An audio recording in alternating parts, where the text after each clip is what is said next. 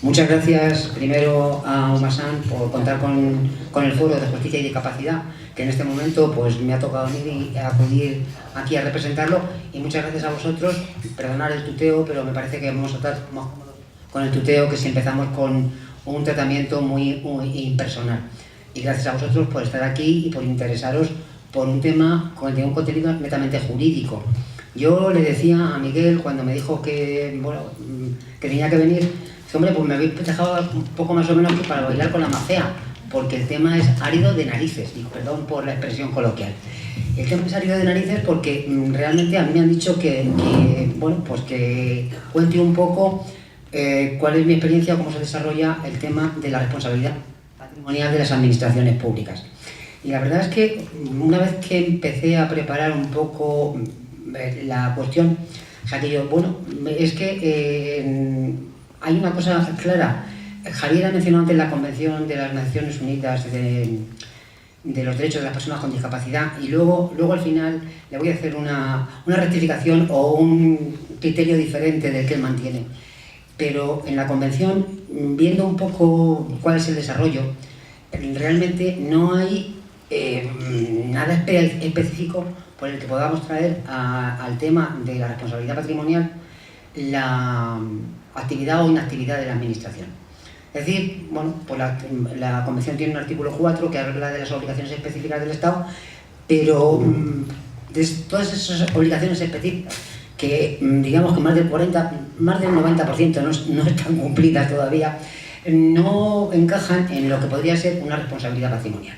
Porque cuando hablamos de responsabilidad patrimonial de las administraciones públicas, estamos refiriéndonos a aquellas situaciones en las que a un particular, y cuando hablamos de particular no queremos referirnos solo a las personas físicas, sino también a personas jurídicas. Incluso yo creo que casi lo voy a intentar yo, y te digo por qué, porque te veo un poco forzado ahí, no deja. Y si no, lo que te pido es que pases tú las páginas, si te parece. Vale, vamos a ver, hablamos de que la actividad de la administración que cause un perjuicio a las personas, a los individuos, tanto se entiendan estos como personas físicas, como personas jurídicas, incluso como a la propia administración, que entre ellas mismas se puede causar un perjuicio. Cuando ese perjuicio se produce, puede producirse de carácter imprudente o culposo o con carácter voluntario. Y tenemos una normativa que lo que nos establece es la obligación de la administración de resarcir el perjuicio que provoca. El resarcimiento del perjuicio se entiende que debe ser un resarcimiento integral, es decir, que sitúe al individuo en la misma situación que estaba antes de producirse esa lesión del derecho o ese daño por una actuación de la administración. Bueno, hay teorías sobre la materia, hay un montón, pero yo creo que hoy no estamos aquí para hablar de teorías genéricas del derecho, sino un poco para ver qué actos son los que se pueden reclamar y cuáles son los cauces procedimentales para hacer esas reclamaciones. Desde esa perspectiva, lo que tenemos que ver es qué actos de la administración se pueden reclamar porque se haya producido. No sé si ahora sí. Sí. Yo, disculpadme, yo soy un poquito mala bastante para hablar con un micrófono delante. ¿Qué actos son los de la administración que pueden generar esa solicitud o esa petición de un resarcimiento o una indemnización? Y en ese sentido, en el ordenamiento que tenemos hoy en día, voy a intentar no mencionaros demasiada normativa, pero sí no me queda más remedio que deciros que todo lo que es el procedimiento de responsabilidad patrimonial de la administración hoy está regulado por una ley, que es la Ley 30/92, que está a punto de dejar de tener vigencia porque el día 2 de octubre entra en vigor una nueva norma que modifica la actuación o que cambia totalmente las pautas de actuación de los ciudadanos con las administraciones públicas, es decir, los expedientes que los ciudadanos tramitan frente a la administración. Esta ley, la que tenemos hoy en vigor y la que va a entrar en vigor en octubre, no solamente establece la responsabilidad patrimonial de la administración, lo en términos genéricos, lo que está estableciendo es la relación de los particulares con las administraciones públicas. Entonces, ambas dos regulan eso. La diferencia es que la nueva ley que entra en vigor ahora ha extraído de su contenido como una parte específica el tema de la responsabilidad patrimonial y lo lleva a los diferentes procedimientos con una mención específica. Entonces, con la norma que tenemos ahora se puede exigir responsabilidad patrimonial a cualquier administración, tanto sea central, autonómica, local, y también cabe la reclamación por un prejuicio que te ha generado una actuación judicial. No cabe, con términos generales, una reclamación por actuaciones legislativas que perjudiquen, pero salvo que la propia norma esté estableciendo que en esos casos cabría una responsabilidad frente al legislador por un procedimiento. Sí que esa ampliación genérica a un procedimiento, es decir, a un resarcimiento por un perjuicio provocado por el legislador, sí que está contemplada ya como algo específico en la ley que entra en vigor ahora en el 2016, el 2 de octubre, quiero recordar, si no me falla la memoria. Vale, pero en términos generales el planteamiento es sujeto o individuo que sufre un perjuicio y quiere hacer una reclamación. Dependiendo de a quién se vaya a dirigir o tras qué acto se dirija esa reclamación. Perdón, vas a estar muy incómodo cuando te lo dices en la cara, seguro. No hace falta, no hace falta que le pases. No hace falta que le pases. Dependiendo de frente a qué acto se dirija esa reclamación, vamos a tener que contar con unos plazos u otros. Bueno, empecemos por decir que en el ámbito del procedimiento administrativo y de las reclamaciones judiciales en el ámbito contencioso administrativo, está facultado para actuar los menores de 18 pero mayores de 16 años, con la anuencia, claro, de su padre, madre o tutor. Y que eso se traslada a que a la hora de iniciar un procedimiento pueda iniciarlo un mayor de 16 siempre y cuando consiga esa anuencia de su padre o madre tutor. Entonces, un dato significativo, muy importante que tenemos que tener en cuenta es que si queremos hacer una reclamación por una responsabilidad patrimonial, tenemos un plazo perentorio, un plazo de caducidad. Hay un año para hacer la reclamación desde que se produce la lesión o el perjuicio. Esto es un poquito complicado cuando la lesión o el perjuicio es de una evolución clínica que tenga un largo recorrido. Se entiende que cuando haya una consolidación de las lesiones. Entonces, la fórmula es, primero se hace una reclamación al ministerio correspondiente en función de cuál sea la reclamación que queremos hacer.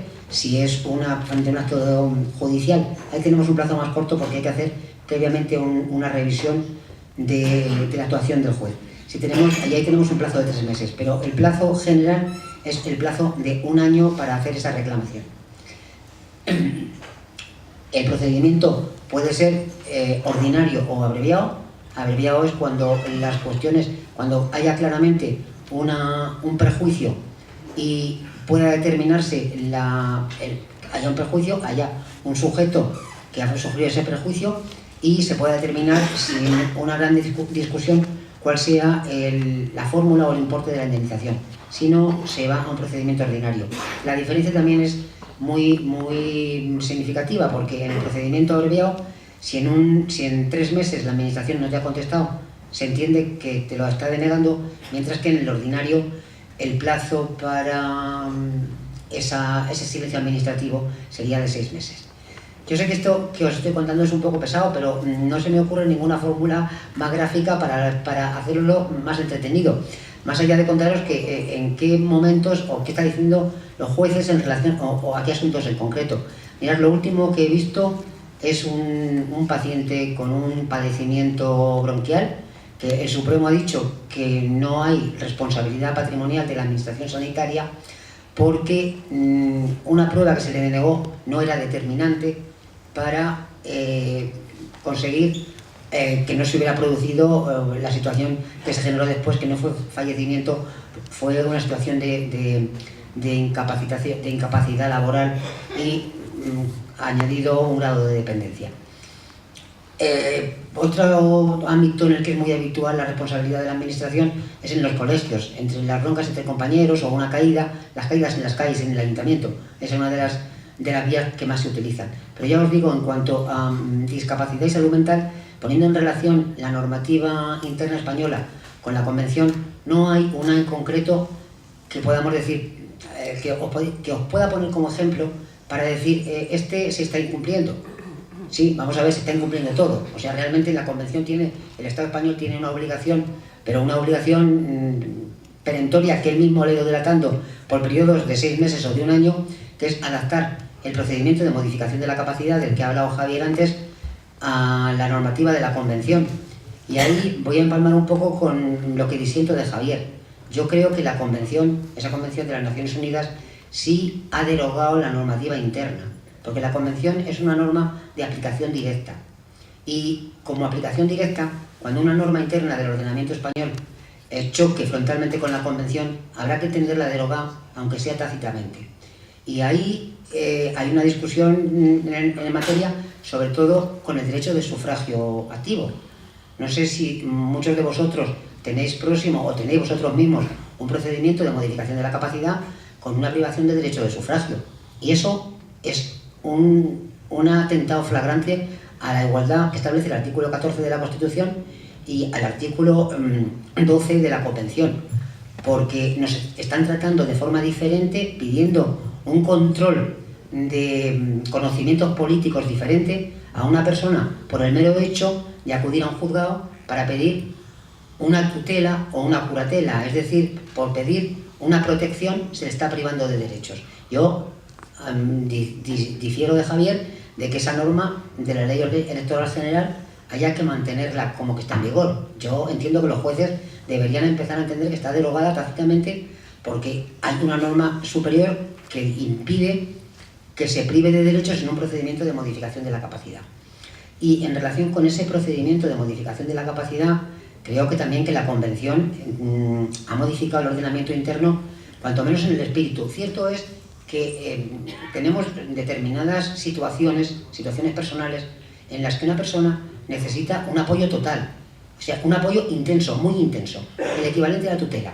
Pero el espíritu es diferente. En la tutela se le priva de su derecho, mientras que en la Convención lo que se dice es, tú necesitas un apoyo total, pero yo no te voy a sustituir, voy a apoyarte, que es un concepto muy diferente. Por eso yo, Javier, lo lamento, pero difiero bastante de tu criterio en esta materia. Y no quiero dejar tampoco pasar bueno, me han dicho que hablará un poco de la responsabilidad patrimonial, pero de aspectos jurídicos en general en el mundo de la discapacidad. Y tocando un poco el tema de lo que también ha tocado Javier, el tema de los internamientos en prisiones y la adaptación.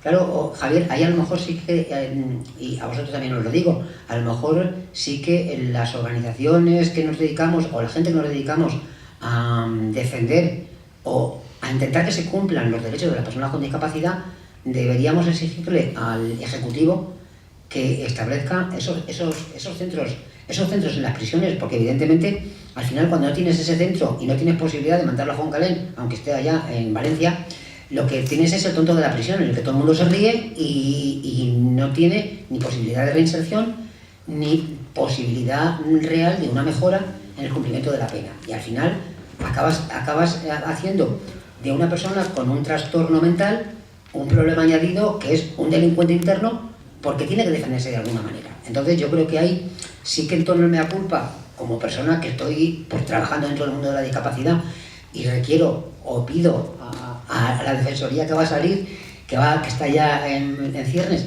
y al resto, y a vosotros, cuando tengáis un problema, que instemos ya de una vez que se regularicen esos centros paralelos con las prisiones donde se puedan cumplir esas medidas de seguridad, porque las externas creo, Javier, que no las van a rehabilitar de momento. Y en cuanto a las internas, que haya en todas las prisiones centros adecuados para el cumplimiento de la pena de las personas con trastorno mental o con cualquier otra disfunción que impida que se haga un régimen ordinario.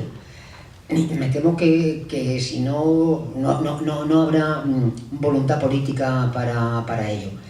Y no me queda más que deciros simplemente, En la medida en que todos estamos en el mundo, todos podemos tener enfrentamientos con la justicia, con el mundo judicial, y el enfrentamiento que diríamos más problemático, más grave, es en aquel momento en que nos encontramos que hemos hecho cualquier tontería o sin hacerla, nos detienen y estamos en la comisaría. Vale, es cierto que los problemas de salud que tenemos cada uno pertenecen a nuestra esfera más íntima y son datos de carácter sensible, de los que protege la Ley de Protección de Datos por encima de todo. Pero mira, desde los colegios de abogados estamos intentando que haya una formación específica en materia de personas con discapacidad. Y de hecho en Madrid estamos enviando o circulando un manual de atención a personas con discapacidad mental cuando se encuentran por primera vez con un enfrentamiento de una detención en una comisaría.